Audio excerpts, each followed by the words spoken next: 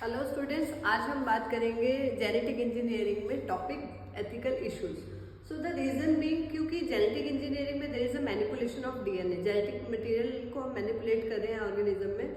सो ethically वो ठीक है या नहीं, या वो लिविंग बीइंग्स के बेनिफिट के लिए, वेलफेयर के लिए है या नहीं, तो all that things are checked by GEAC करके जाएंगे। GEAC genetic engineering approval committee.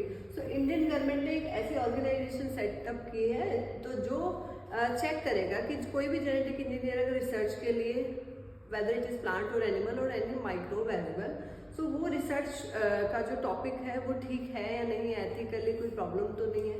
So all that things are checked here. और फिर whatever decisions of GEAC and that decide कि वो रिसर्च आगे होगी या नहीं होगी, क्योंकि एथिकल इश्यूज होना संभव है, क्योंकि manipulation of living organism is done and without regulation it will be not possible.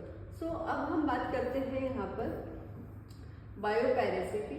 So biopiracy it is the use of bioresources without any permission or without any compensatory payment of the you can say related individual। जिस और अगर कोई और country भी किसी plant को या किसी एनिमल को जो किसी और कंट्री का है उसको यूज करी without any permission of that country, that the organism that belong to that country, तो उस समय में भी बायोपायरेसी उसको हम कहेंगे।